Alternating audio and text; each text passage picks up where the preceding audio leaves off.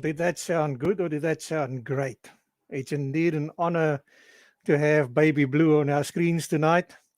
But it's interesting to note that this man started off driving a baby baboon. And contrary to popular belief, he did not crash on his first corner. He crashed on his second corner. Clint, it's actually, well, I don't know how to start even. It's fantastic having this man on the show tonight. Yeah, it's a true honor. It's a true honor, and I was thinking, now, do we really have to stop that clip because that's silence giving me chicken flesh here, hoendervleis in Africa. I'm convinced that even Sarel's sitting up straight now after hearing that escort. I think many people is sitting up straight. But before we start, I think we would just like to say thank you to Byron and to Bevan for all the great work that they've done behind the scenes. And we really appreciate it. Even just that intro that Bevan sent through was awesome. And then also, I think it's appropriate to wish all the competitors good luck on the Equator Rally in the African Championship that's also taking place this week. And be safe, guys. And of course, next week we'll be catching up with the Kenya guys leading into the return of the Safari Rally as part of the WRC. Yeah, for sure. So we look forward to that. We have two gentlemen that's competing this weekend coming onto the show next week.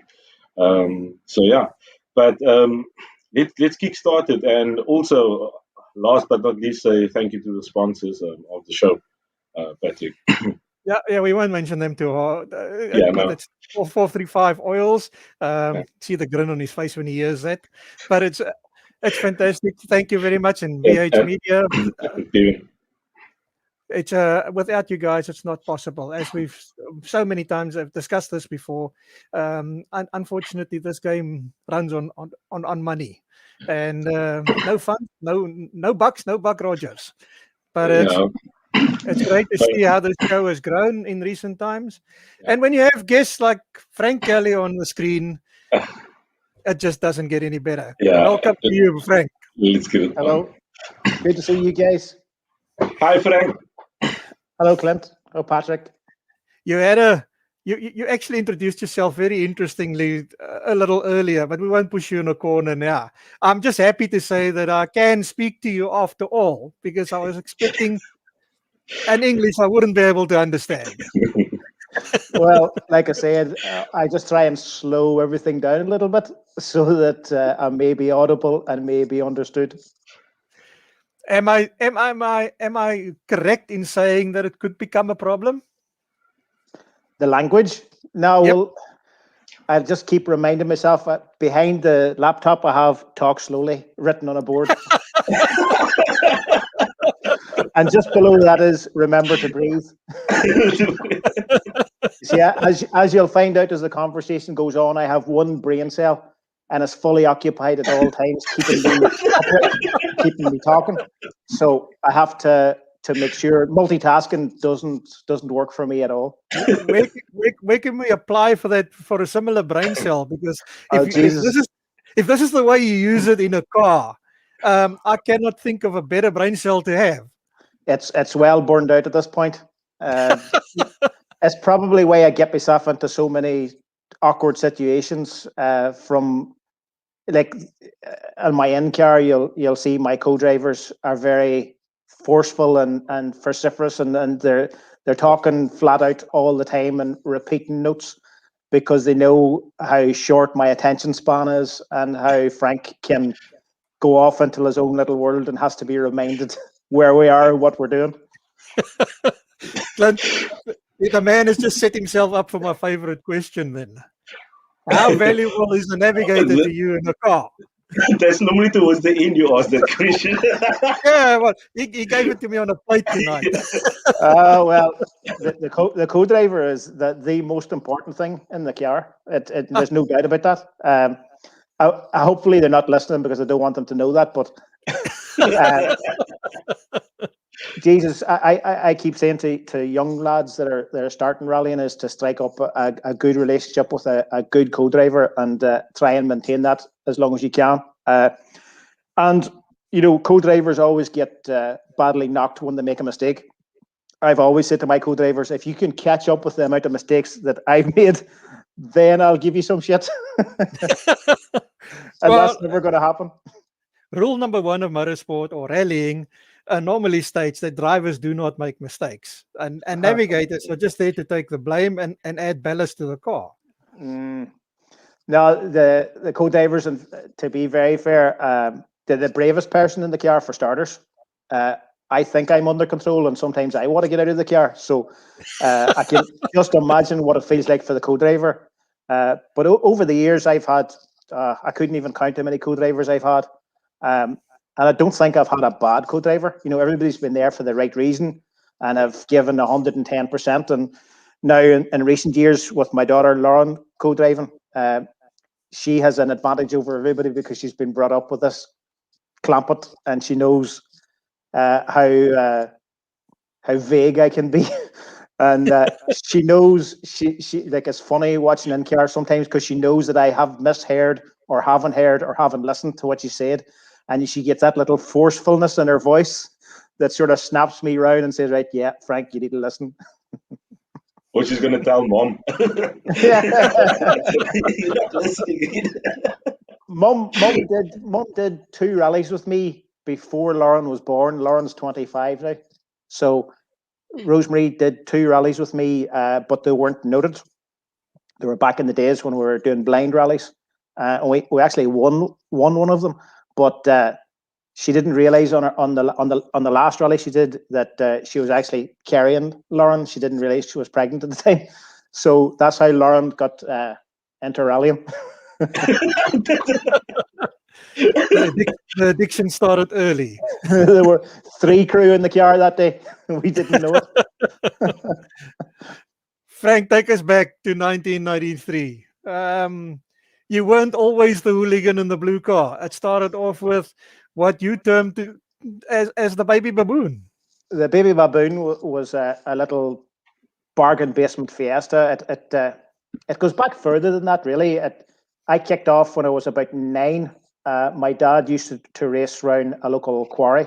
A club ran events every 2 weeks on a Sunday, and they were fantastic. You could run what you brung, basically, but the Volkswagen Beetle was the weapon of choice back then with the 1600 or the fastback engine or whatever, and I used to get a loan of it for the junior race, so that's where I started to cut my teeth, and it grew from there till when I was 15, 16 in with the senior drivers, and because I was a mechanic back then, I used to graft different engines in. So the last engine was the 2-litre Alpha twin cam in the back of a Beetle. So that made for a very interesting handling characteristic, shall we say?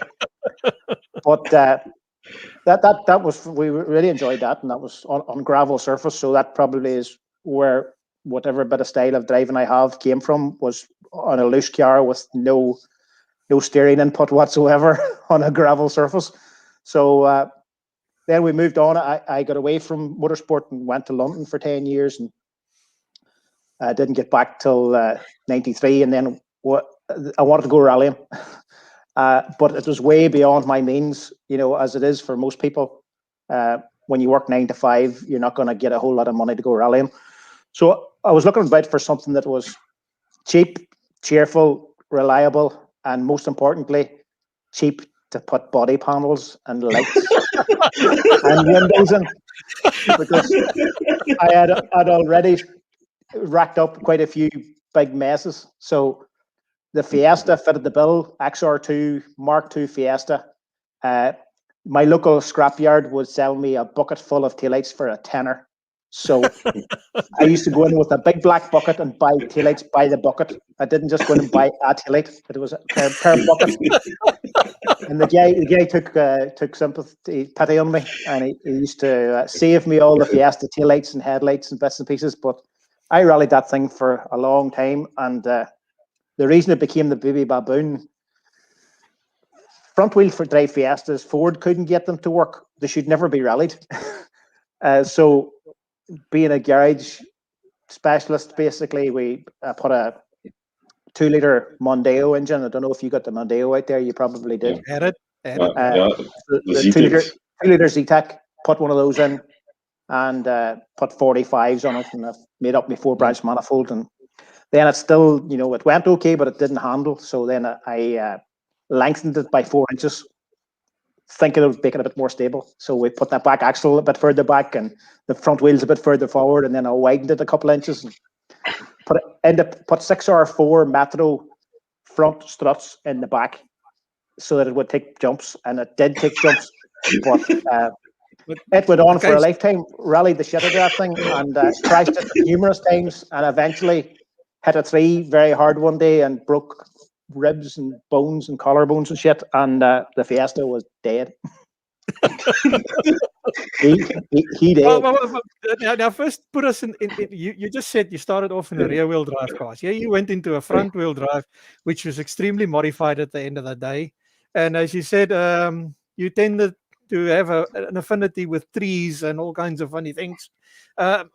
Was it just sheer over exuberance, or was it the car's poor handling that contributed to that? No, it was 100% my fault. Always is. I just get carried away. It's like it's hard to explain, and generally in life I'm quite a careful person, and business and in work and everything just has to be so, and don't get into debt and do all this, and everything's careful until Frank pulls on a helmet, and there must be a little switch. I think it's a little switch about the base of my neck, and as the helmet comes down, it hits the switch and it flicks it down, and then it goes friggin' crazy. Everything goes mental. I don't know. I'm just a passenger. I'm just there, and these things are happening, and I'm thinking, whose idea was this? And then I pull the helmet off, and everything's back to normal again. So go figure. I don't know.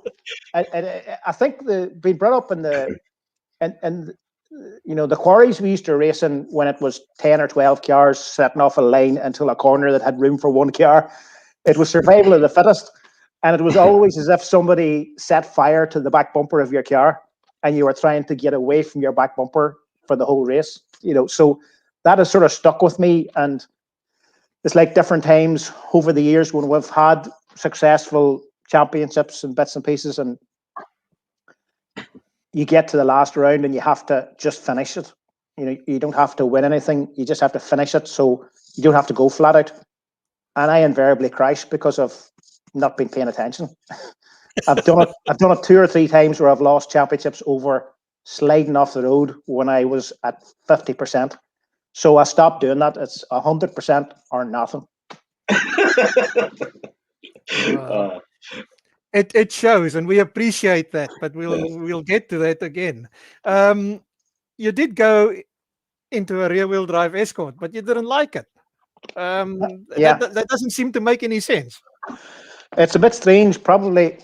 Like as you said, I started off in rear wheel drive, and I don't know, round about the end of the Escort's heyday in World Rallying, rear wheel drive sort of fell out of it wasn't popular anymore, and front wheel drive in our part of the world was the fastest way to go. And I still believe, as a 2-wheel drive vehicle goes, if you get the right man in a proper front wheel drive car on gravel, even he'd beat nearly everything that's 2-wheel drive. But it's a very committed type of driving. It's not nearly as forgiving as a rear wheel drive. So that's probably why we don't do it very often. But when the Fiesta eventually died, I went after I got out of hospital and stuff, and I went and test drove a couple of Escorts because I'd always been up against Mark IIs and always struggled to beat them or stay with them. But as soon as I stepped into one, I realized why. They were so superior. Even the traction and the handling and the forgiveness that there was in the cars was much, much better. And I don't know, the Escort I bought was quite a good one, but I just didn't settle. I don't know why. I'd only done maybe 6 or 7 rallies and didn't settle. And then the local guy was selling an F2 Escort, one of the early F2s, front wheel drive.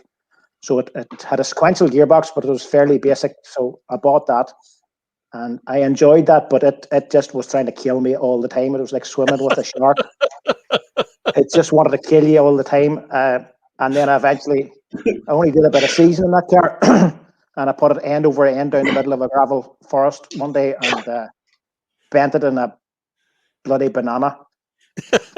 So I fixed it, sold it, and I quit rallying for 12 or 13 days.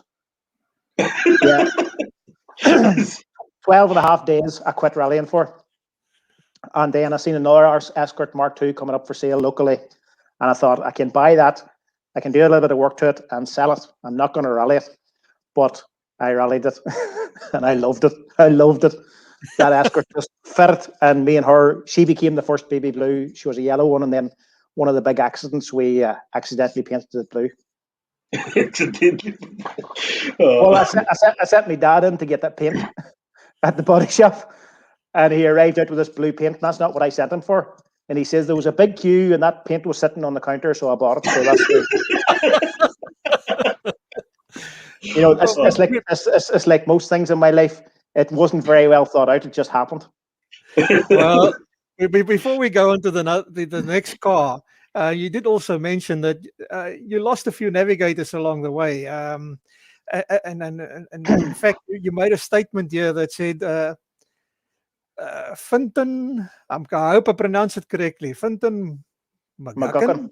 Yeah. Sat with me for most of the Fiesta 2-liter years and was probably there for most of the biggest accidents. Then he went and got married, and that was that. Yeah, well, sure, what do you do? I was lucky I got the woman first, and she knew exactly what she was getting herself into. Exactly. I'm not even going to tell you the chat-up line because it's too embarrassing, but from the chat-up line, the first time I met her, she knew exactly what she was getting herself into. Well, now you have to tell us, Frank. You have to tell us. What did you tell you? My daughter and son are probably watching this. Not to mention my wife, and I still want me dinner this evening. Well, with your daughter navigating for you, I'm sure your wife has also given you incredible support over the years. Jesus. Again, I hope she's not listening because I don't want her to get a big head about herself. She is unbelievable. The genuinely in the past and the recent past, the amount of times that I have just left enough on the table to buy the groceries for the next 2 days, and the rest is went rallying. And there's no what the hell are you doing? It's right. How many tires do we need to buy? So, a lot of conversations around our dinner table are based around tires. When there's something has to be done in the house or somebody needs new trainers, right? How many tires is it going to cost? Everything's measured in tires. And there was one day and there was a pair of trainers that were going to cost a full tire. So that was knocked on the head. So that's the regular thing, but start them at the beginning and then there's no issue. It was full disclosure the first time we met what way shit was going down, and she's never tried to reverse it of that. She's been fantastic. We got a way back when I went for the first 2.5 engine, the Vauxhall 2.5. We had just got a loan through for a new kitchen in the house. And I went straight and bought a 2.5 Vauxhall engine for Mark II. So 2 years later, she's still waiting for the kitchen.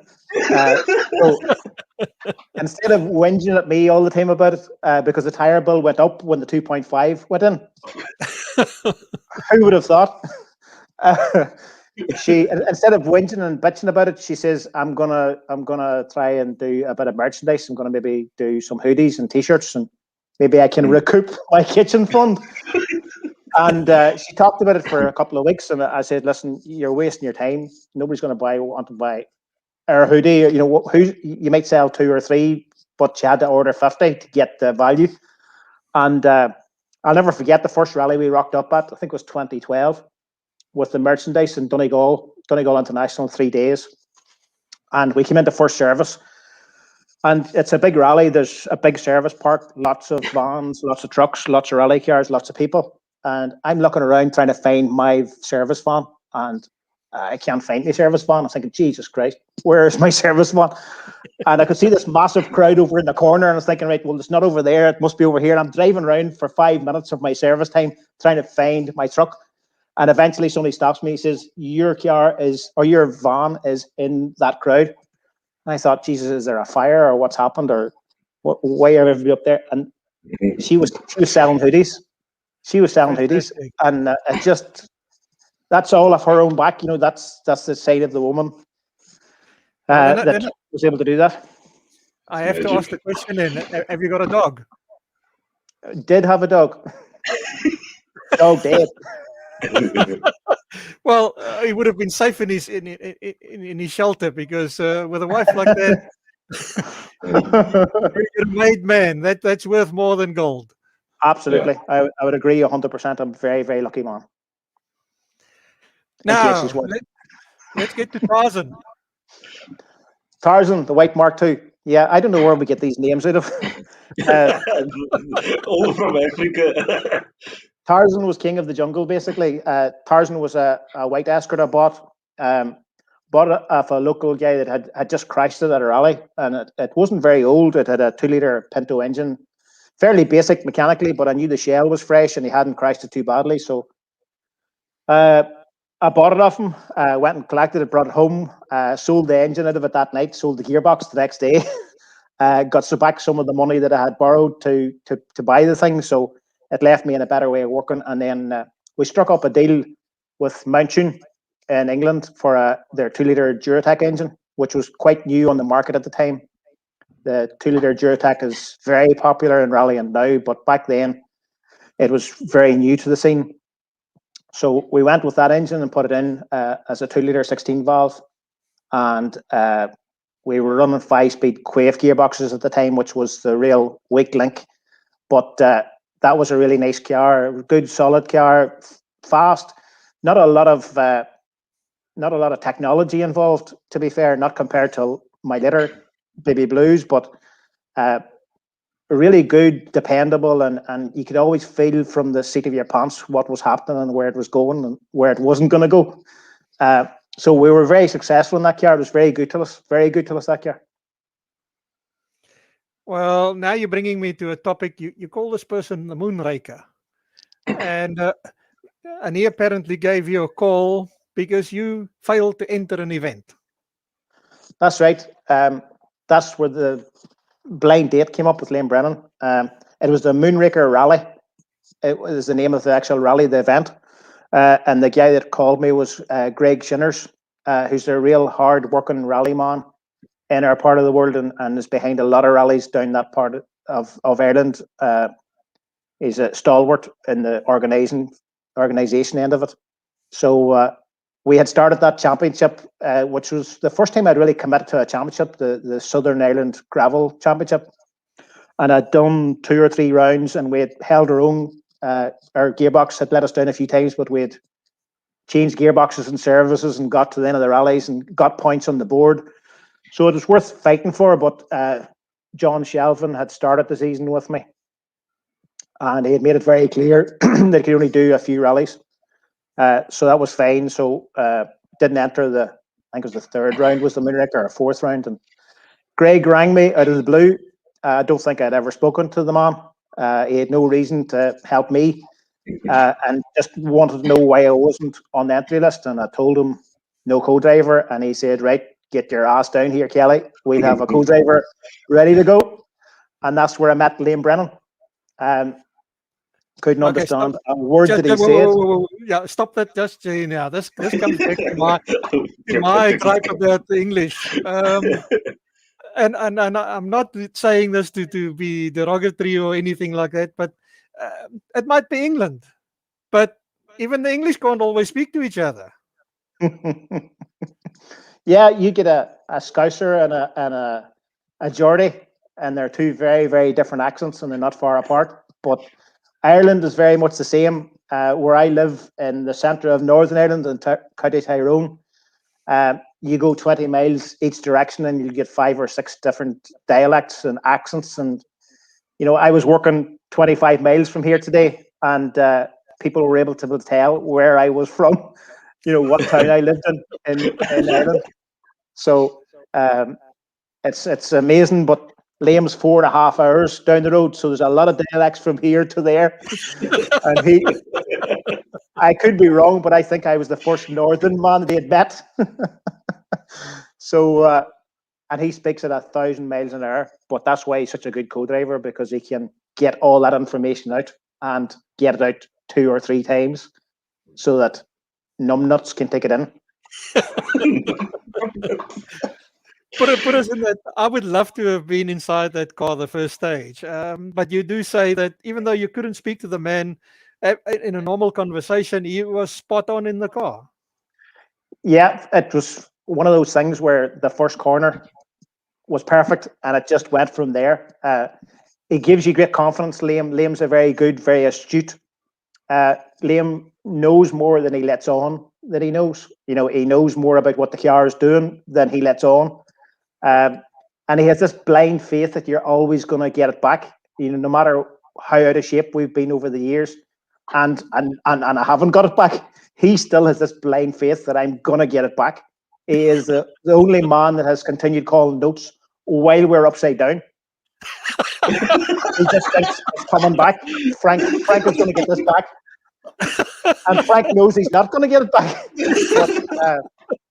But that blind faith gives you such enthusiasm. It's infectious, and it works. It works well. Well, it works for me. That's amazing. You just said that it took you a while before you committed to a championship. I'm going to fall around a little bit now because I would love to hear the story. Your opening statement is that you did not crash on your first corner. You crashed on the second corner. So we're falling back a bit. But there's a reason why I want to go that way. So just fill us in on exactly what happened there. I still don't know. No, it was very simple. We didn't do pace notes at the time, and it was my cousin, Mickey Broderick, who had stood up and co-drove. Or actually, no, I tell a lie. The very first one, it was my brother Connor who co-drove, who used to do all my paintwork. He co-drove, but I went into that rally in a stockyard mentality. It was throttle to the bulkhead and don't lift until you see the finish board. And there were a lot of corners between the start and the finish. So I still don't know how I got around the first corner. It was a small miracle that I got around the first corner. And then the second corner, there was no chance. And just straight off the road into a shock. Didn't do much damage, but burst a wheel. And the funny thing, another aside story, that we were running at the back of the field. You know, it was our first event, so we were third or fourth last car on the road. So there were no spectators left. Everybody had moved on to the next stage. So we're stuck fast in this ditch. A lot of muck, a lot of gravel, a lot of crap floating around, and a flat wheel on this front wheel drive car. So it's not coming out on its own. So my brother's out pushing. I'm out with one foot pushing and the other foot planted on the throttle. And this guy comes walking up the stage in a pair of jeans, denim jacket, and a white t-shirt, and he is pristine. He is pristine.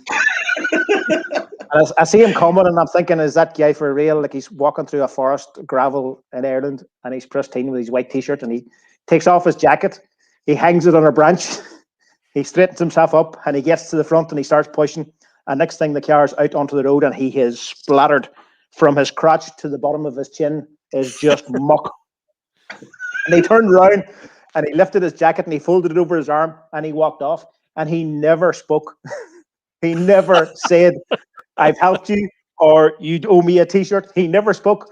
And I still don't know if that man actually existed or was real or a mirage, but we've never seen it.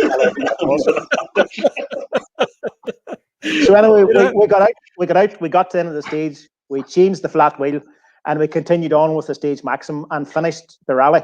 But yes, I crashed on the second corner. You're also not a man that takes your time deciding whether you like a car or not. You bought a car after driving it less than 200 meters? Yeah, there's something about... I take in more information through my backside than I do through my ears or my eyes. And the driving is the same. That's why probably it looks so... Well, it is erratic. My driving's erratic, but it looks out of control. And yes, I suppose it is out of control. But I like to feel the car move. Once I feel the car moving, I'm happy. I sort of know what's going on, and I have a rough idea what to expect. When I feel most uncomfortable is when the car is totally stable and totally glued to the road. Then I'm thinking, oh shit, when's this going to let go? So I prefer to have it moving, and I do run my car, even on tarmac asphalt events. I run the car very soft. I like to feel it moving, and I like to feel that through my backside. And once I get that connection from my brain to my backside, I'm happy. So the right car is important as well, set up to do that. And there's probably lots of people wouldn't like the way my car drives, but there's lots of cars that go fast that I wouldn't like the way it drives. Which do you prefer then, gravel or tar? Oh, don't ask me a difficult question. Honestly, gravel. For a long time, I was convinced that tarmac was only to get you from the end of the gravel stage to the beginning of the next gravel stage. That's all the tarmac was for. But over the years, with developing my own Mark II and getting that feel on tarmac, similar to what I get on gravel, I do really like my tarmac rally, and it's cheaper. There's less tires involved. The 2.5 Millington on gravel is fantastic, but the tire bill is not funny at all. We get into the Millington and the engines in a bit. I will let Patrick finish first. Then you're going to wait all night, Jurgen.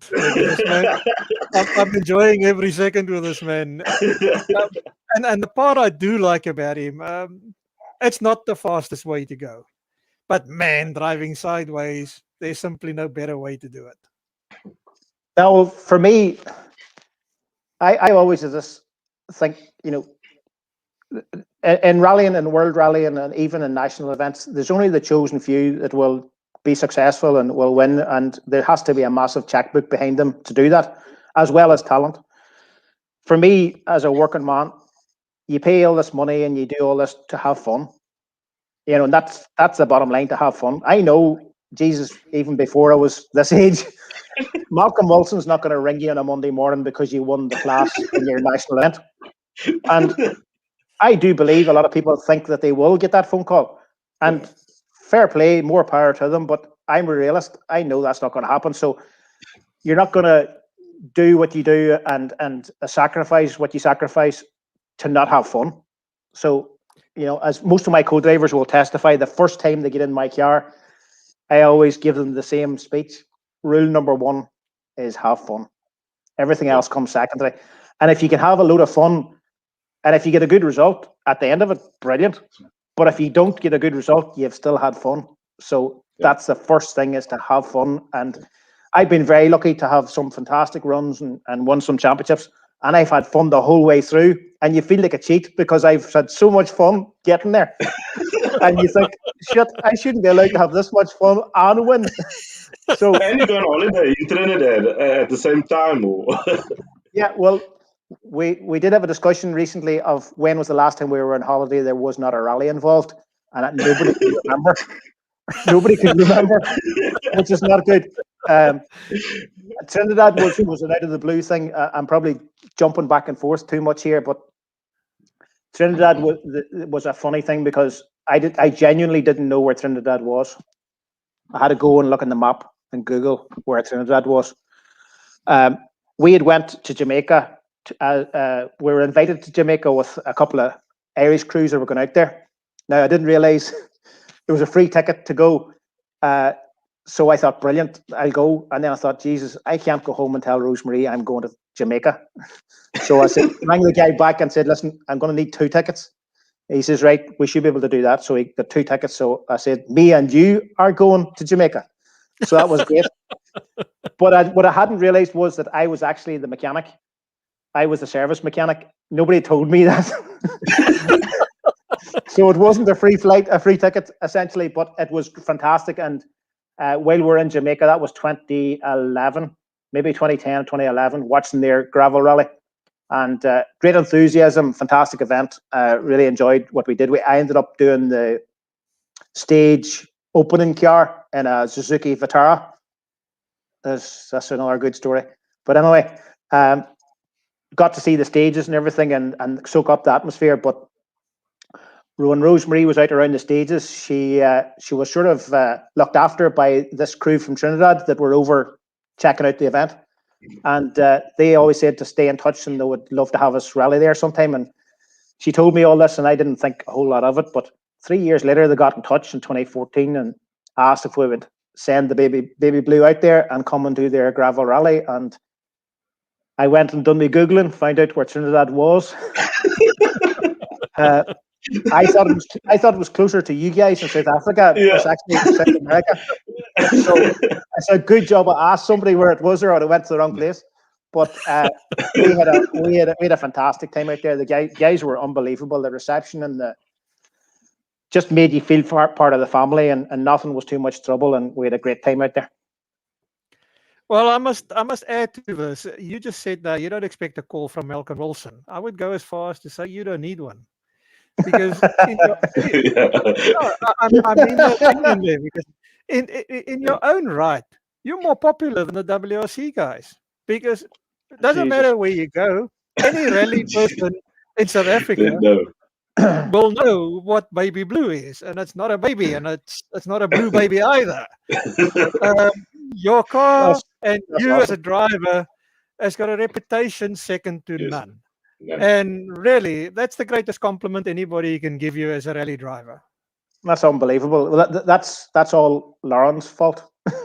I'm not it looks like I'm a big social media dude, and I'm not really. Lauren gets me into all this, and it has taken on a life of its own. But Lauren was always very keen video or movie making, and she went on to do it at uni. And she had several different things to do and projects to put together, and was usually left open to what she wanted the subject to be. I was the subject because GoPros floating around, and we made up some video camcorder things with brackets on, and did just stupid things just to get her project together. And then she started telling me about hits we'd had on YouTube, and I says, well, how are we on YouTube? And well, that project, the examiner said it was so good to put it on social media, and I was on YouTube for about 6 months before I knew I was on YouTube. So it snowballed from there. That's back 2010, 2009, 2010, 2011. And it snowballed from there. And then my wife decided it was a good idea to put me on Facebook. And she had me on Facebook, and I insisted on her taking me off Facebook 3 times. And it was eventually 2012. She got me on Facebook, and it stuck. And now you can't think to yourself, what was life like before social media? And that opened everything up. All of a sudden, from just being the idiot that baits about in an escort around Ireland, you guys in South Africa seem to know about it. Go Absolutely. figure. And when you look at England as such, or the UK, you must have more escorts per square meter than anywhere else in the world. Yet your car stands out like a sore thumb. It's the most popular one there. How much more of a compliment do you want? most of your South African Mark IIs are here now in Ireland. Don't go down that road, Frank. Please. That's really a state of affairs. It's handy because you guys drive on the wrong side of the road, the same as us. So the steering wheel is already in the right place. I know it's amazing. Things are changing massively in the world, obviously, and in motorsport, and the electric cars and all the bits and pieces. And I'm glad sometimes that I'm 55 years of age and don't have to worry about shit like that, because my rallying will be over. But there's a feeling in my heart. I can see the likes of me and our morphed escorts. They've morphed into something else. There's a feeling they're going to try and stop us. That's going to be knocked on the head. And at the minute in Ireland, there's been no rallying for over a year now. But at any national event, a good 2/3 of the rally will be Mark II escorts. Yeah. So if you take them out of it, and I think that's the only reason why we're still allowed to run. If you took all the escorts out of the rally, and there's not a whole lot there right now. Now that'll change, but there's still a lot of young guys, the 20, 21-year-olds that still want to have a Mark II escort. And it's genuinely hard to know if that's good or bad. If that's healthy or not, I don't know. But I stake my claim that I was around when a Mark II was a Mark II, so I deserve to be able to wreck one. No, the Mark II is a legendary car in all essence. And if you look at, I think where it also got its claim to fame is from the way back in the days of David Sutton and the Rothmans escorts up until the modern era when Colin McRae had his sequential escort. And then the likes of yourself and David Bogie, your escort sets yourself apart from everybody else, or maybe just the driving style besides the technical spec. So definitely, if you look even at the specifications and the pricing that the escorts are reaching these days is almost equivalent as some of the WRC cars. Yeah. It is. If you're going to build a full house Mark II from scratch, you're going to be into R5 money.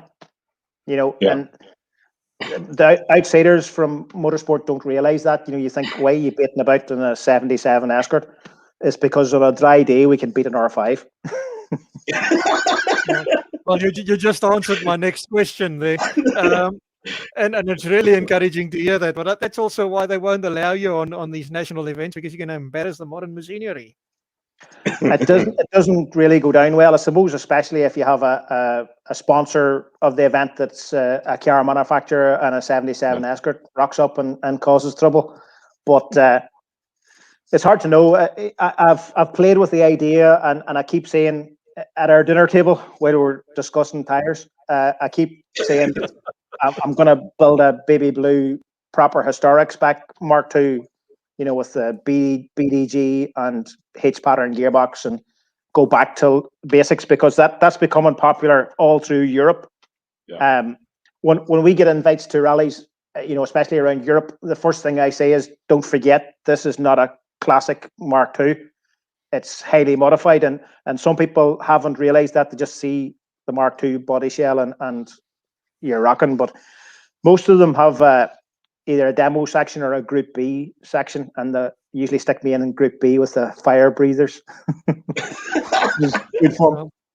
Well, on that topic, what would you consider to have been your toughest opponent? What would you consider your biggest challenge to take on with the Escort in its current form? Rally-wise, there's a good question. New Zealand was very tough, very enjoyable, but very tough. Obviously some of the best gravel roads in the world, and I've been able to go there twice and do 3 rallies and 2 visits, and I'm still in awe at the stages. And again, the Mark II is quite popular. Their Mark IIs are quite different, as in, I suppose everybody uses what they have. So whereas here in Ireland we're big into the Vauxhall red top engine or the Duratec or the Millington, they're big into the Nissan stuff. So SR20 Nissan engine is the weapon of choice out there. But the biggest thing I found about New Zealand was some of the roads are really, really fast, but you get a very limited recce, and it's a high-speed recce. They have a minimum speed you can do on the recce, and it's in a convoy. So it's very tough. The first time we did it was a bit of a nightmare, because Lauren wasn't doing much co-driving at the time, and she couldn't get off work. So again, at another blind date, I had speaking of accents, that was funny, because Noel Maloney lives in New Zealand, in the North Island of New Zealand, and he's originally from Kerry in Ireland, but he's been in New Zealand for 10 years, so he has such a screwed up accent between Kerry and New Zealand. But again, once the rally started, did a great job, but there was only a 1 pass in convoy recce for a 260 kilometer stage rally on some 120 mile an hour roads. So getting any kind of confidence to commit to that, we had organizers' notes, and they were a very different system to what I use. So I'd got in touch with the guy that does the pace notes, that supplies them out there, and asked for a format change, which didn't go really well. He ended up reversing some stuff for me, but the pluses and minuses got reversed. So a plus was tightens and a minus was opens. So it took us a couple of stages to work that out and a few close shaves. So we had to scrap the pluses and minuses, and the pluses and minuses were a big part of his notes. So the first time we went, it was a very tough event and really hard to commit and frustrating, but enjoyable. And then when we went back, Lauren came and she wrote notes at 60 kilometers an hour and then just called them, and it worked really well. So that would be, from a driving point of view, that was probably the toughest thing I've ever done, was do the high-speed roads in New Zealand and have any kind of commitment to them. I actually have a thought here, Frank. We have this similar kind of roads here in the Western Cape, and I think you really enjoy it. So, yeah, we actually had an event. What time's the boat? What time is it? If I got a canoe, could I make it, do you think? Well, we have an event in June, but I think but I think with customs and that, you're not going to be able to make it. But well, the idea is that to let him chew on it, and when it does come to an appropriate time, the current exchange rate will be like a holiday for you in South Africa. The exchange rate always seems to be crap with you guys, because I remember my mate in the 90s was always complaining about how poor the rand was. Yeah, exactly. But Clint, now he's told us what his favorite or toughest rally was. Now I want to know who your toughest opponent ever was as a driver. And I know your first priority is fun, so I don't think you always consider anybody to be an opponent. It really doesn't make any difference. You're just going to go hell for leather in any case. But I'm probably my own worst opponent is myself. But it's funny. There are so many fast drivers locally. It's hard to pick out a driver. I can think of 10 different names now. There's a guy that lives 15 minutes from me, Adrian Hetherington, same age as myself, Mark II mad, and generally just a bit mad as well. So he's a fantastic. He's in a pod. He's in a pod. He's very fast, very committed, and just fucking crazy. But he's one of these guys that would just genuinely give you the wheels off his car to get you to the finish of the rally. And a few times, I've crashed competing against him, and he's crashed competing against me. And usually, if I crash and me and him's had a ding dong battle all day, you'll get a phone call going up the road, and the first thing is he'll give you a row of expletives of how stupid you are and how pissed off he is with the trophy that he's just won, because it means nothing because you didn't finish.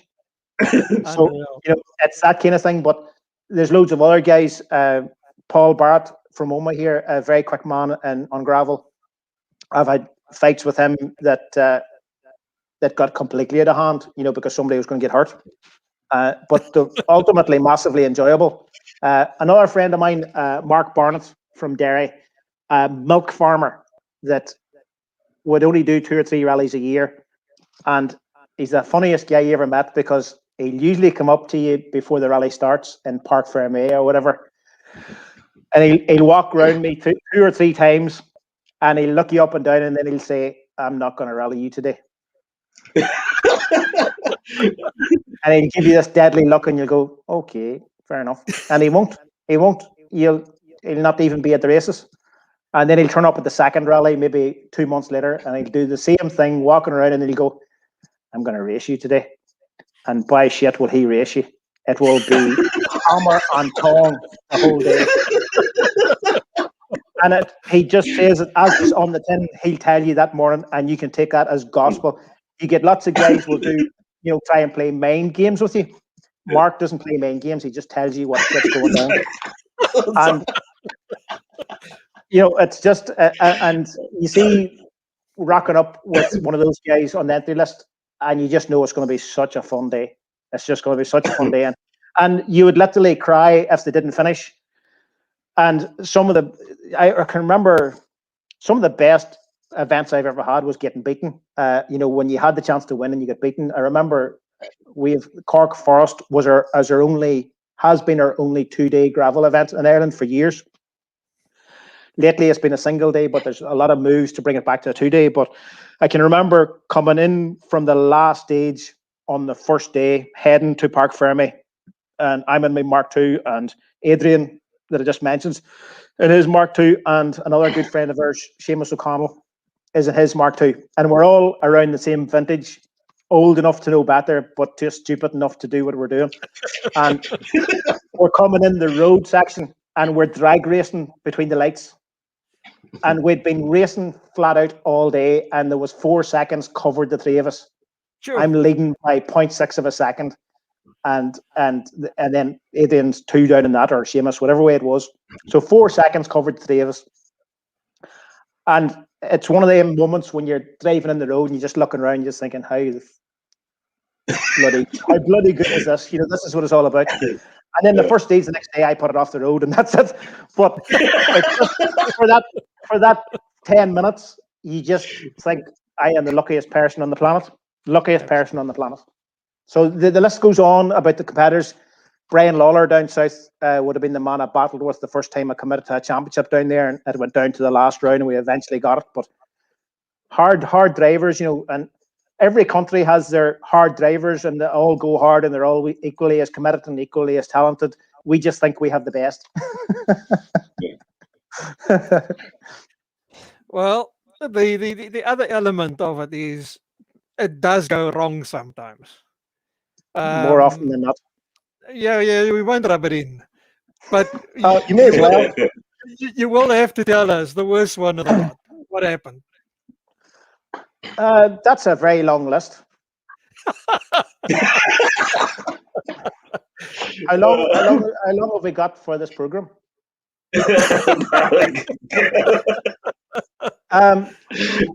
They're all painful for their different reasons. The most physically painful one was the Fiesta, the Baby Baboon.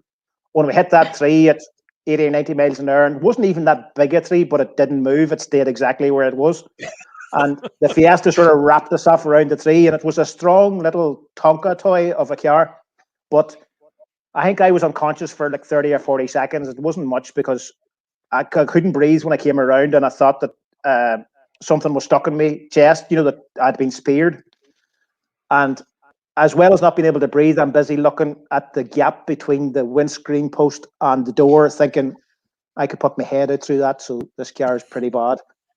And then I looked around for Fenton, my co-driver, and he wasn't there.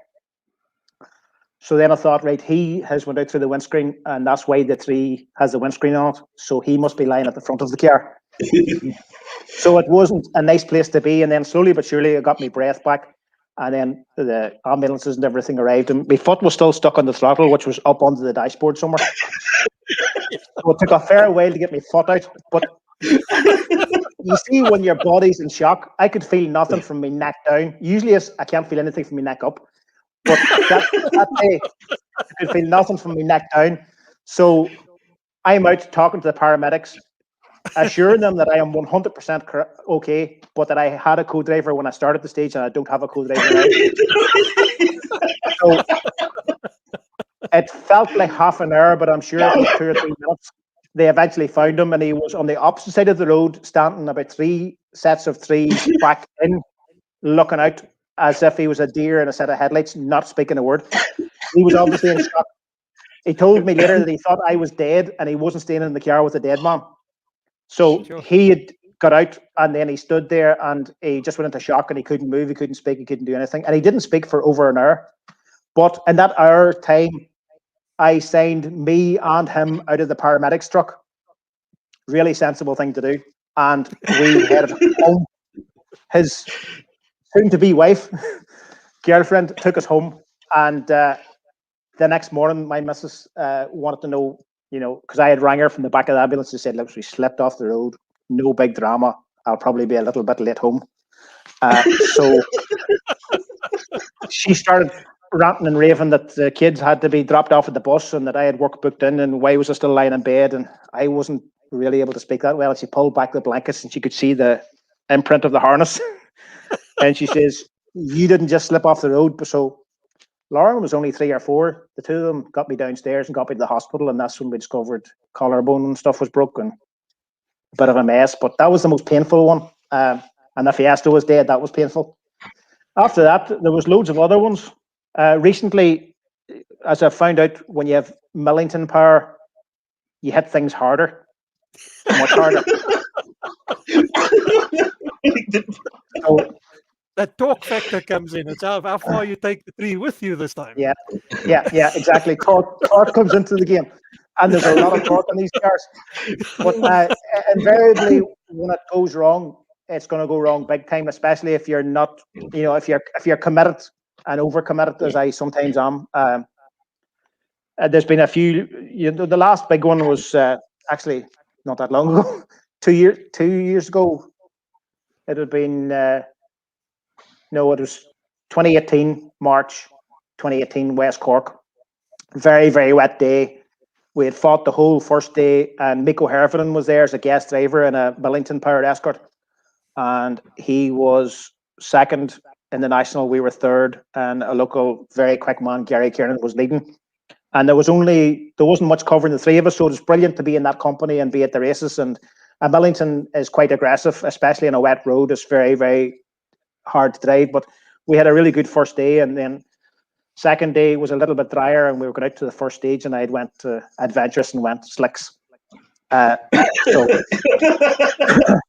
it wasn't the tires' fault, to be fair. We just got out of phase on a fairly straight part of the road.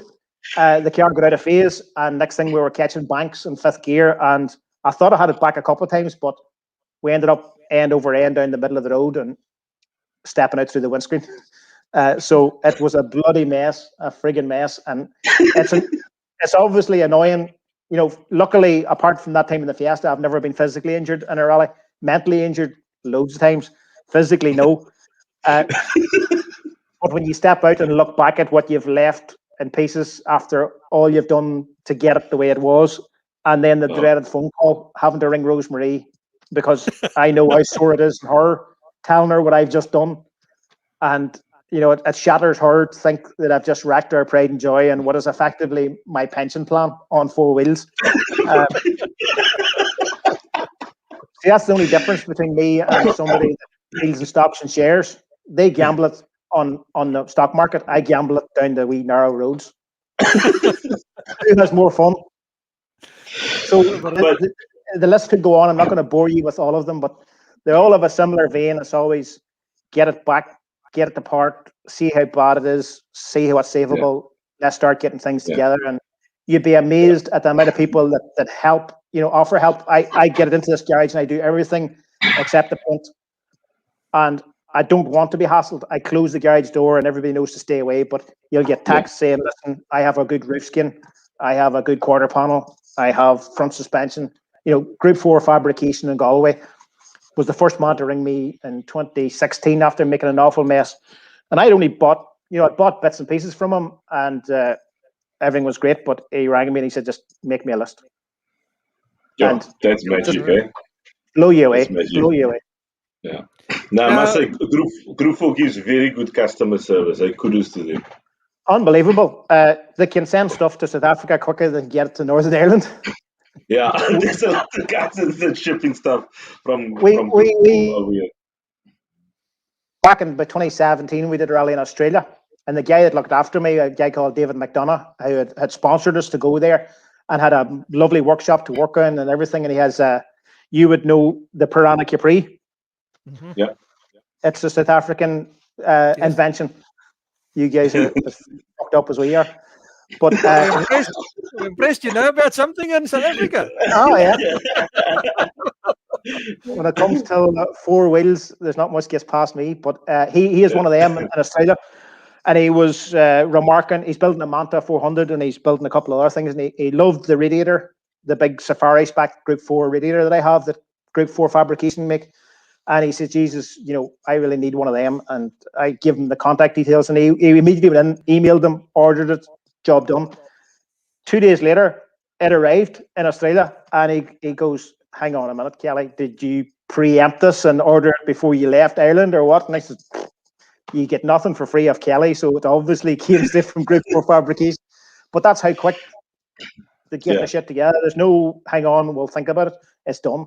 It's done. And that's what rallying's all about, because we all tend to leave things last minute. So at least somebody has their shit together. I have to touch on the subject. Something that always comes through in rallying.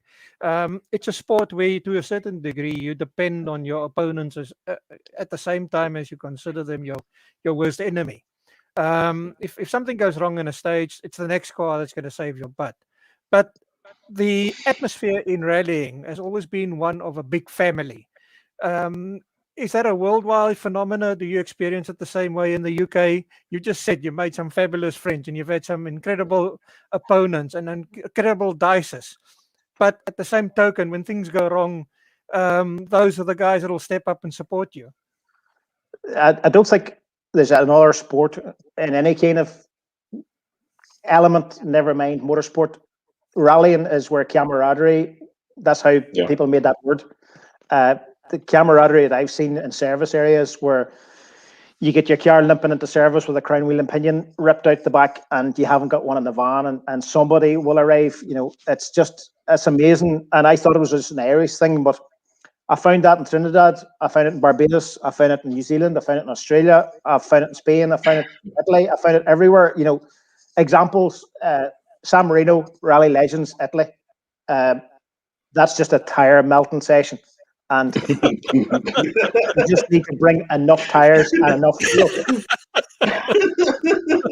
The second time we were there, I had miscalculated the amount of stages that would be done and I ran out of tires. And the local, you guys have probably heard of Paolo Diana in the 131 Fiat. Yeah, absolutely. Complete legend of a man. Speaks no English.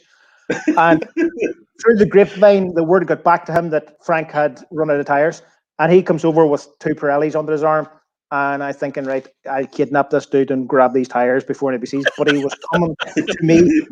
He dropped the 2 tires, and that was that. And wouldn't take any money, wouldn't take anything. 2 tires for you to melt. So I did.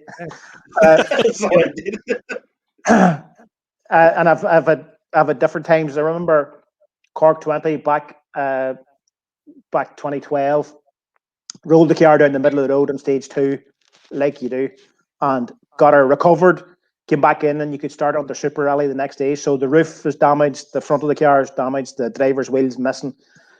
And I had no intentions of starting the rally the next day. But as we were recovering the vehicle, I was starting to think, I have a strut, I have the front hub assembly, I have a TCA, and I have the caliper. I have enough to make this thing rolling again. And it was purely to, when I come home, I'm by myself to unload. So it's hard to unload a car with 3 wheels.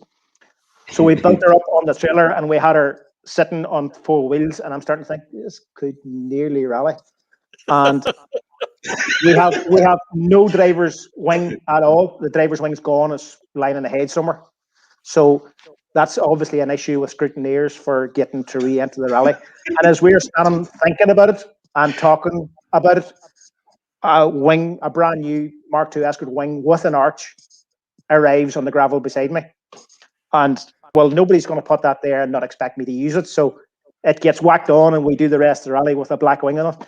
And it took me nearly a month to find out who had donated the wing. And it was a local John Moynihan rallying down in Cork. I had never bought anything of the man. I knew him to say hello. He heard through the grapevine that there was that I had wrecked the car and I needed a wing. I hadn't even asked for a wing. And his wing stayed on the car and that was that. And, got him sorted out and everything. But it took a month to find out who owned the wing. Am I starting to get excited and talk too fast? Do you know? Do you have any idea? Do you have any idea as to how popular your car is worldwide? Do you have any idea of the type of following you have? Do you have a fan club as such?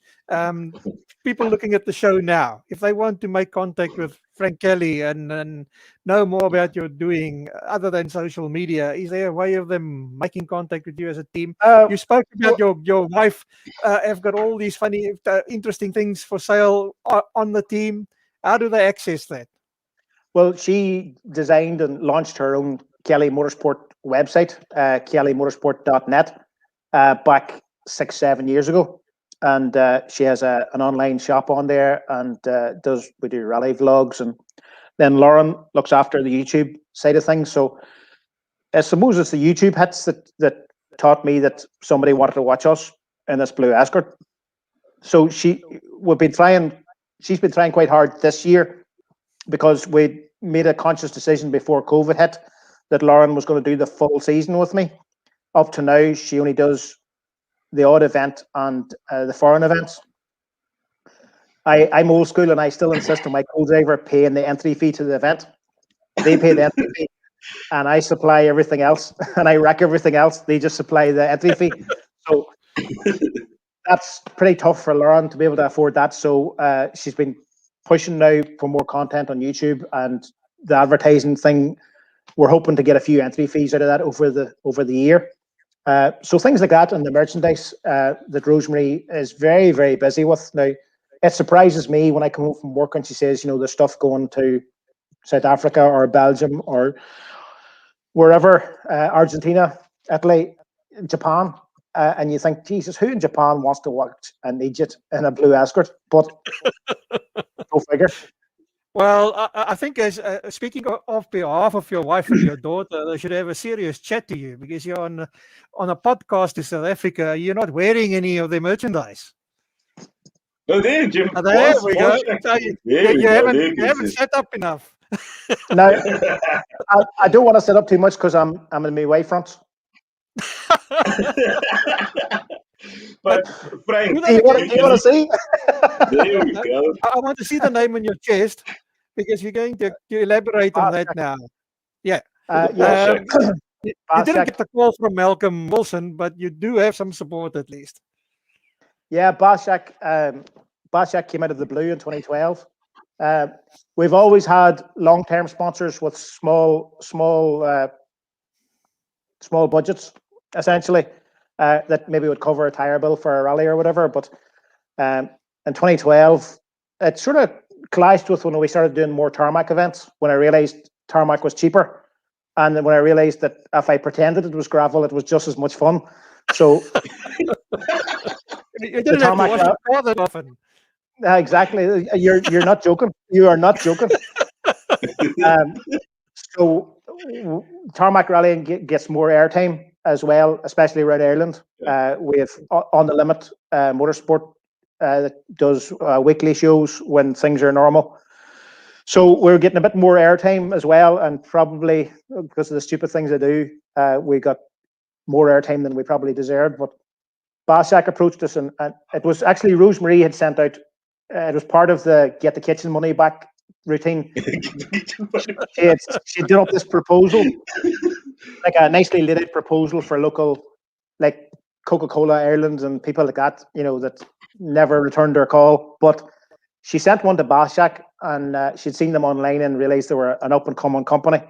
And the proprietor, Peter Dunlop, young man, really a hard-working young man, and he told me the story after we clinched the deal, and he says, you know why I am sponsoring you? And I says, yeah, because I'm a superhero.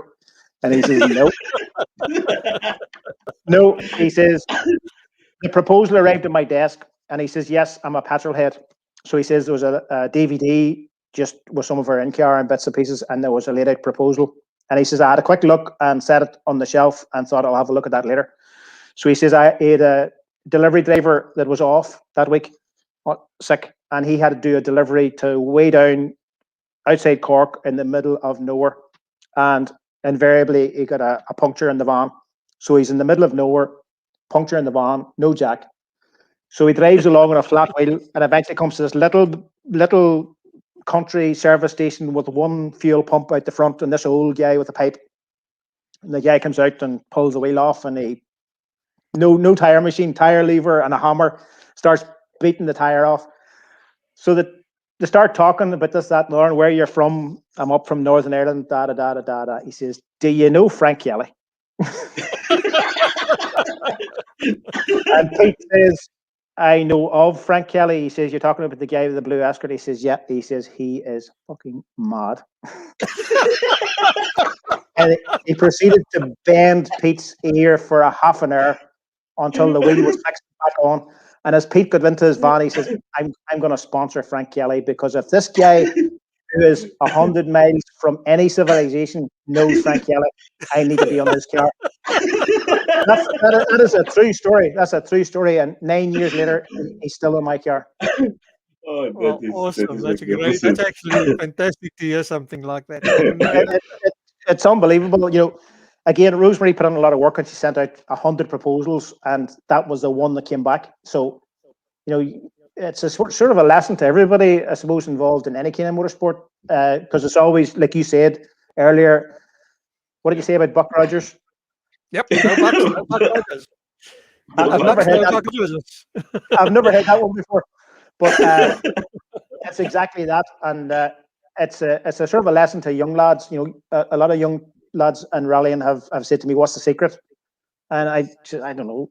I know what the secret is, but don't do what I do. Do what I say. But I keep saying to them, don't be approaching. I think what a lot of people make the mistake is that because it's motorsport, they tend to concentrate on motors and car dealerships and garages and petrol stations, and those guys are fed up listening to us. So go outside the motorsport side of things. Go out to your plumber, to your electrician, to your bath supplier. People that are maybe fresher to the thing, and that you can offer them something. Yeah, I have to ask the question. With a sponsor like that, did you get a kitchen? Oh, absolutely. You got a bath. I got a bath. Bath and a basin. This is how jammy I am. His brother has a kitchen company. So you got the kitchen back. We got the kitchen. Got the kitchen and got it at a whole lot less than what the engine cost. And then because the kitchen looked so good, the bathroom looked dated. So Bathjack stepped up and sorted the bathroom out. Sure. But Frank, take us through the technical specs of Baby Blue, please, because I think that this is like one of the pinnacle points that our viewers would like to hear. What is inside of Baby Blue? And then maybe also just do a brief comparison in terms of your previous Vauxhall engine versus the H pattern coif Vauxhall also. Well, I've moved through from H pattern, your 4-cylinder 8-valve Pintos and the Z-Tax we spoke about, and the Duratec and the Vauxhall. And the Vauxhall, is I don't know if you guys do much with the Vauxhall red top in South Africa. We have it. We call it the boss motor, the 2-liter XE. Yeah. They're a fantastic engine, and as a side story, Millington are now developing that engine also, and have recast the heads and the block. So it's a bit like their own Series 2 Plus. There's nothing factory in anymore. It's a bespoke engine. But back when I moved from the Duratec to the first 2-liter XE, we had a good relationship with JRE Racing, who unfortunately isn't in business anymore. And we had our first 2-liter Vauxhall from him. And it was a Vauxhall engine is a really strong engine without going crazy on budget. Then when we did more tarmac, we realized we need more power. So it was 2012. He gave us a fantastic deal on a 2.5 that he was developing.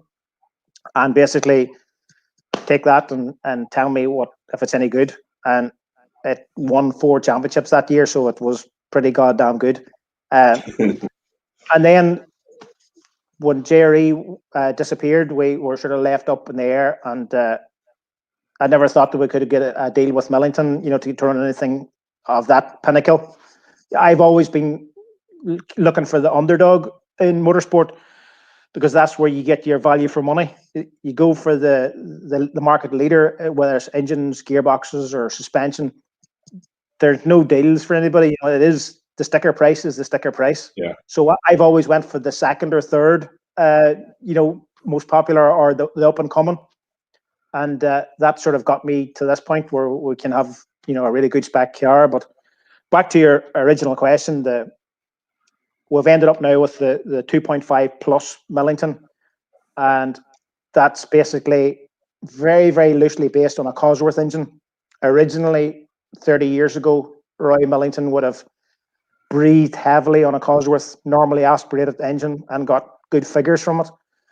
But over the years, he's developed that now to getting an alloy block cast and a head cast, and then a head complete redesign. So it's quite a narrow little neat engine. And he does various CCs. We're tied to 2.5 being the maximum we're allowed to run in Irish motorsport. Over in UK, they can run 2.7, I think, on rallies. But here we're tied to it's an equation of a 2-litre was the biggest engine we ever had in a production escort, so we can run a 2.5 as a multiplication, whatever way it works out. So bang for your buck, the Millington is just a dream to drive. It's one of the only engines that I've ever had that no matter how often I drive it, every time I get in, I go, holy shit, this thing can move.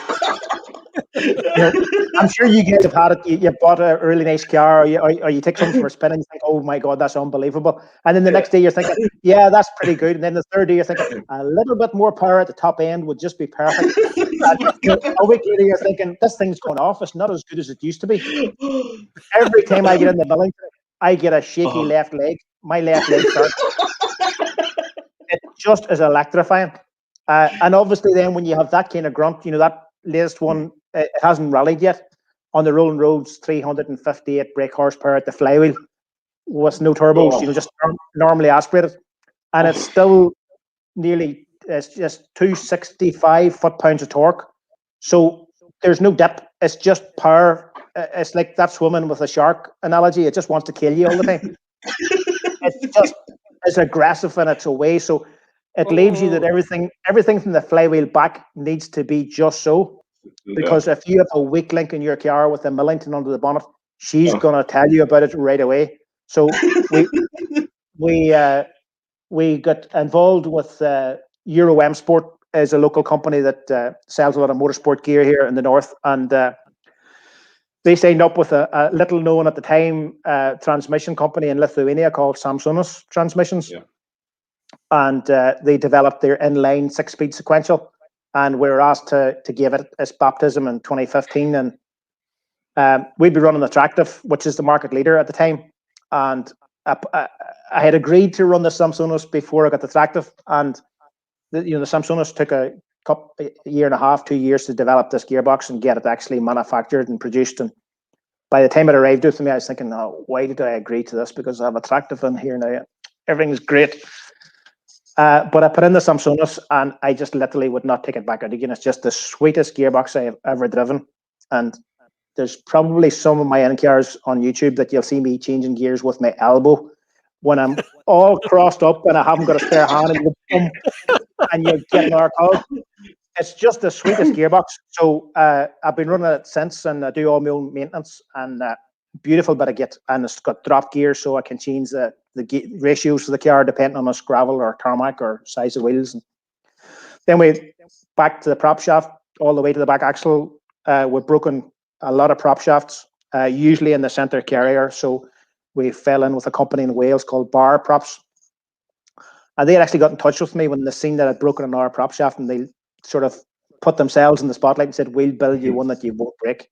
And I thought that is either very brave or very stupid. But 3 years later, I still haven't broken it. So I'm actually trying to talk them into getting me another one because, everything has a lifespan. Nothing goes on forever. And then we're back to what kind of would be the weakest link in any of our escorts these days is we're still running the Atlas axle. And don't get me wrong, the Atlas is out of the Ford's parts bin, obviously out of your 3-litre Capris and the P100 pickup. It wasn't exactly designed for motorsport. And back when the BDA was cock of the walk and 250 brake, it was well up to the job. But now we're into the 350 bracket on a dry tarmac road with 9-inch slicks. It's getting a lot of abuse. So the way I've went through lots of dramas with the axle, but now just have a really strict maintenance regime. So it gets a new crown wheel and pinion every 5 rallies. No questions asked. I don't check it anymore. I just change it, crown wheel and pinion, every 5 rallies. And at the end of every year, I put a complete new diff, limited slipping.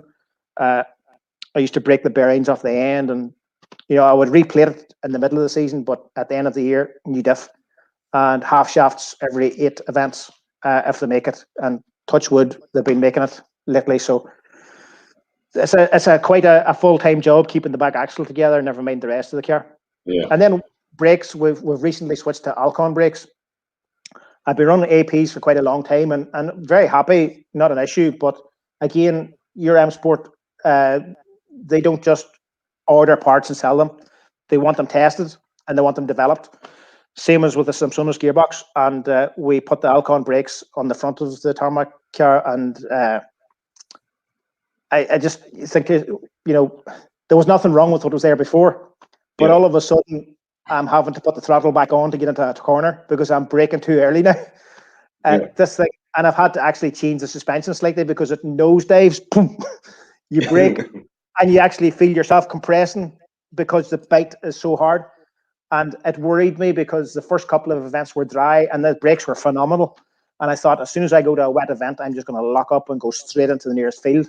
But then we ended up in Belgium last year to do one of the 3 events we got doing last year, and it pissed like torrentially for 72 hours. And the brake thing really worried me because I thought, this is the first time in wet, and I'm in Belgium.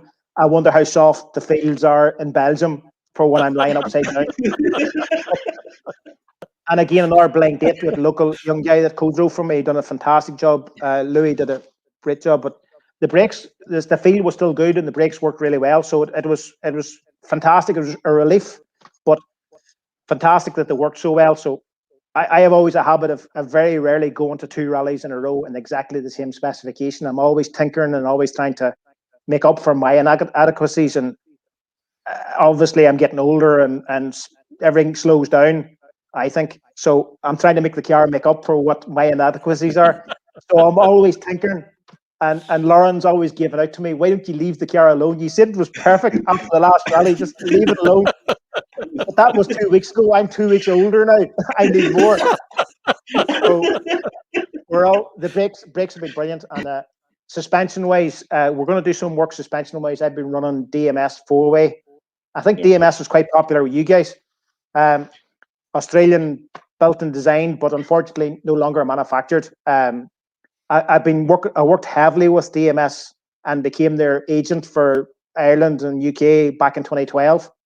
So on my downtime in the evenings when I wasn't doing my day job or fixing the Mark II Escort, I would rebuild suspension for other people.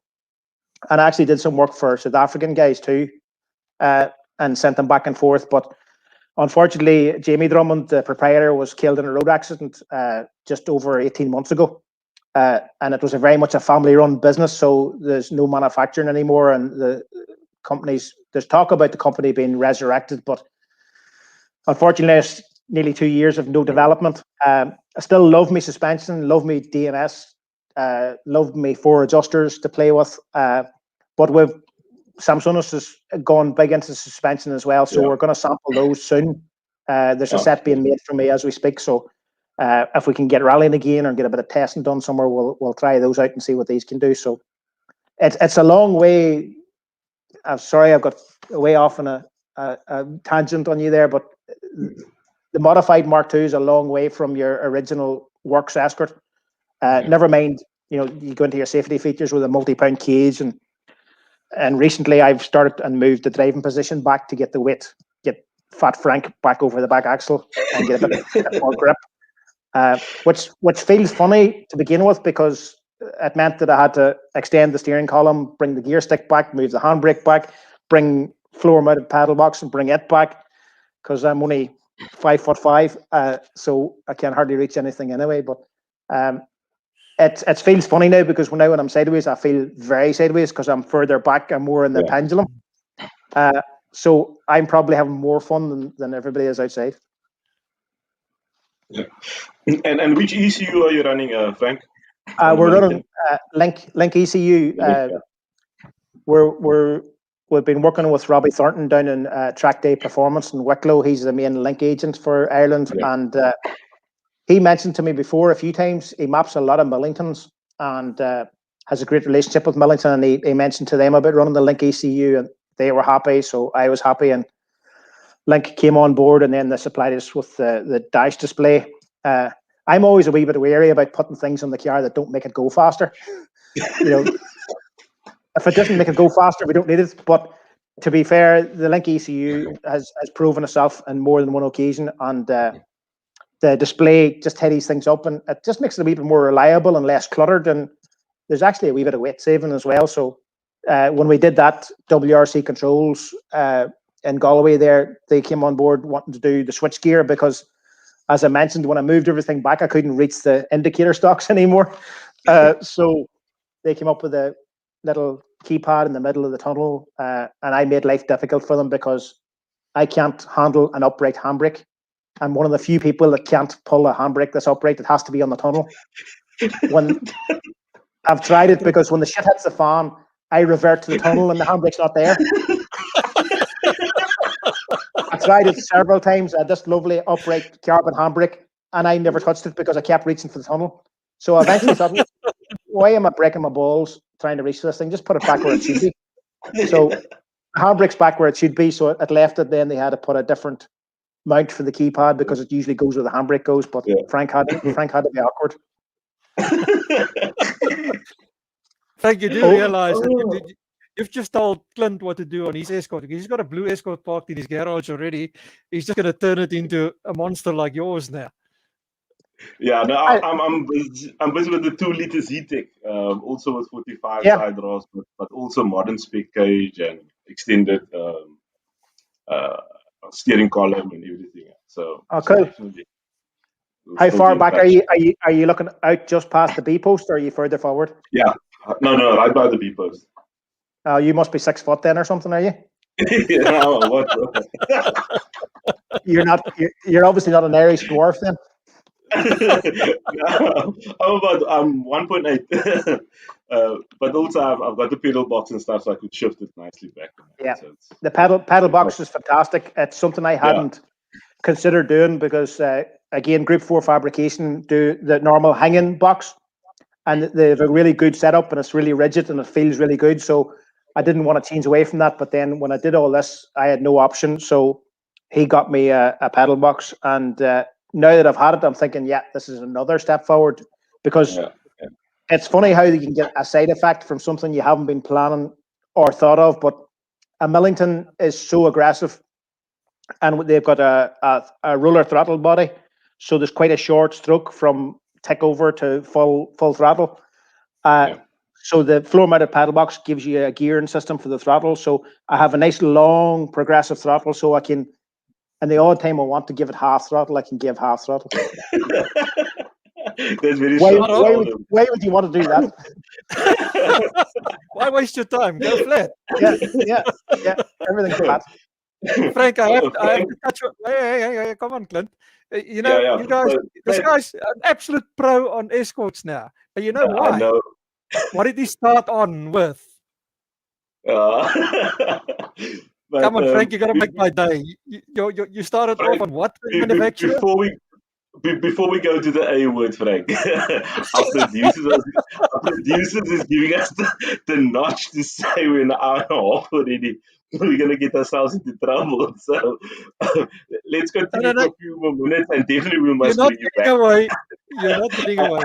I know, because you must go down the Alpha route, right? There's nothing wrong with Alfa Romeo, lads. That makes you a popular guy on my side of the world.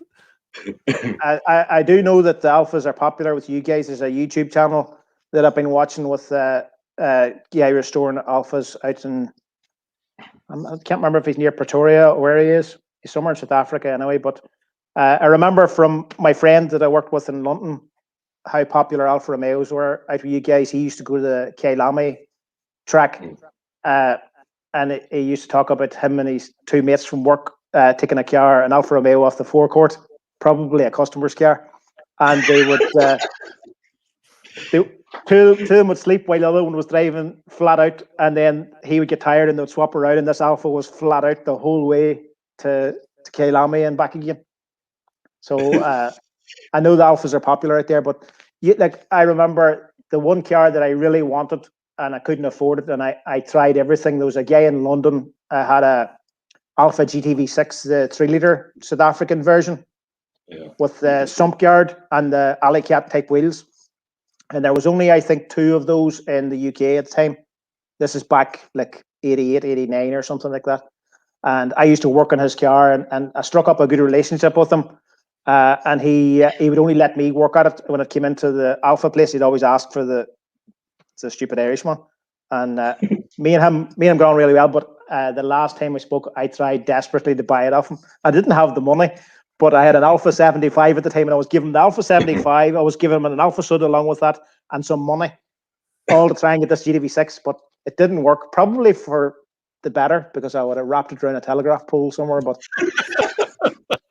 it had six single downdraft carburetors on it. It was pre-injection.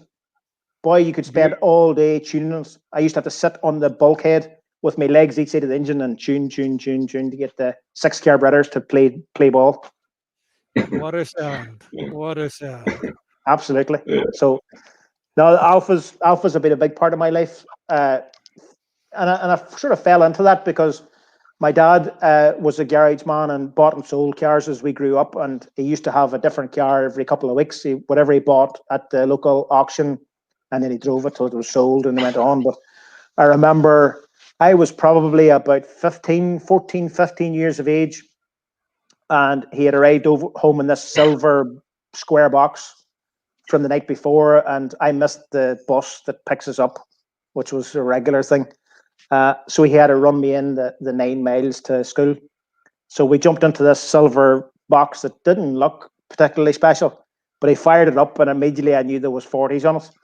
And we headed in the road, and like my dad was a mature man then, but the local boy racer next door had a 1600 Sport Mark II, and he was late for work also. So I was late for school, he was late for work, so they proceeded to race each other in the road. By the time we got to my school, I had fallen in love with a silver box, which turned out to be a 1.8 Alfetta saloon. And my dad had 3 or 4 Alphas after that, and then we bought a damaged GTV 1.6 to repair. And I was 16, and I ended up, I'll give you the money if you give me the car. So that was my first car on the road. Downhill from there on in. Frank, it's been fantastic chatting to you. But please, we haven't got enough time tonight. Can we do this again? Yes, please. No problem. If you guys are that bored, I can talk shit all day. I think you're going to become something of an institution on this podcast. We're going to have you back regularly. Well, people have said I should be institutionalized. That's the same thing. Not quite, but it's funny. It's funny when Clint asked me would I do this, and I thought, well, what am I going to talk about?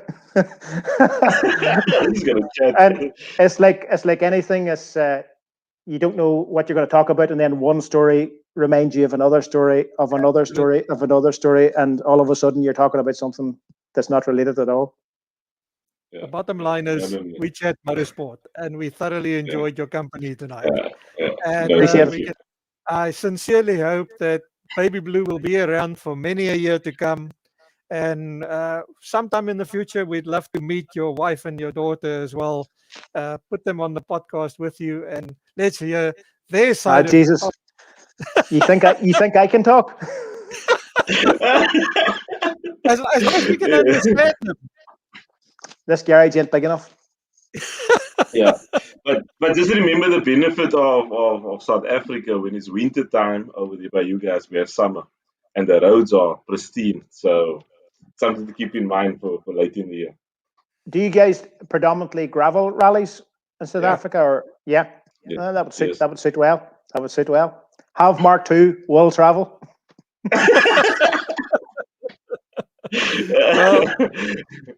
Just a few comments that's come in. I don't know if you might be aware of Claudio Piazzamusso. The Piazzamusso family is quite renowned in South African motorsport. Claudio says, awesome. So we would love to see you go up against Claudio sometime here in South Africa. So you're going to have to come and pay us a visit. Well, can he tie one arm behind his back? Put it to the test, please. Yeah, I am really good at taking a beating. I can hear something coming here for sure. Okay. From my So, side, thank you very much. It's been an absolute honor meeting you on screen. I look forward to the day that we might do so in real life. And in the meantime, look after that pet behind you. We want to see many more videos of it in action. Thank you, Patrick. Thank you, Clint. Thank you, it's Frank. been fantastic speaking to you this evening, Yeah. and I appreciate the invite on. Perfect. Yeah. Until next time. Cheers, guys. Thank you. Thanks, Byron. Yeah. Thank you, Byron.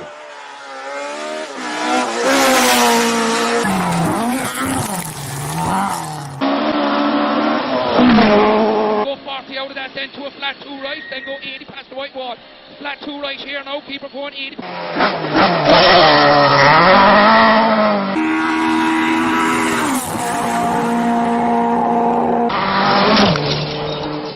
a 4 left, long over the dip.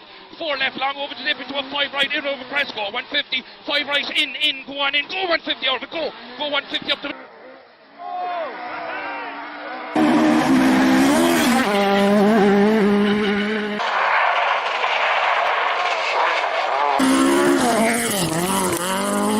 6 right, take the white lines around the bales. Take the white line around the bales. Go 130 out of it. Go 130 out of it. Go 130 up the middle here now. 12.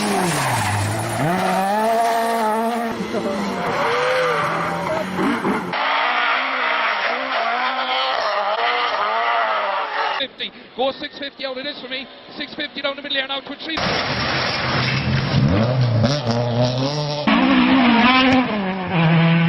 Fast 3 left here, go 200 uphill now for me. 300 up, 200 up here now. Fast 3 left, shiny over this junction, go 300. Keep the push on, go 300 out of it. 300 up the middle there now to a 3.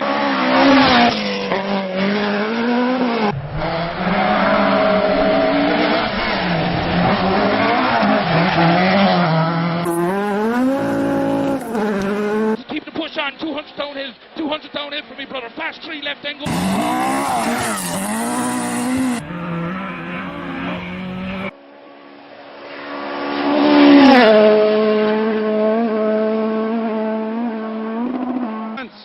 Right, 80. Boss, plot 1 right over.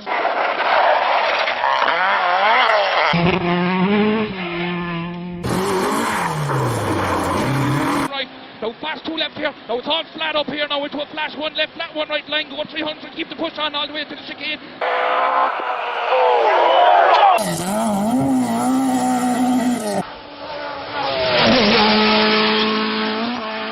Come back, 2 right over the bumpy bridge, then go square right here, tightens up over gravel. This square right here.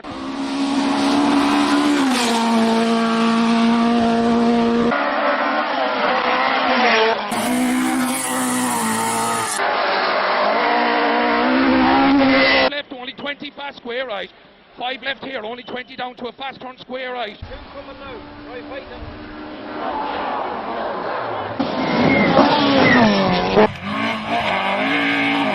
5 left, tightens up small bit at the wall and a 5 left. 5 left here.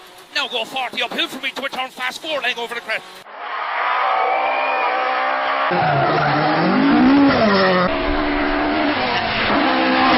Long. No, it's a fast 5 right in up here. Go 80 out of it. It's fast. Go 80 out of it.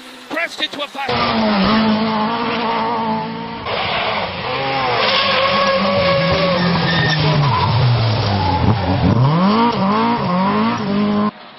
5 left, 60 after. Stay middle of a crest jump, flat over the finish. Flat, come on. Mr. Kelly.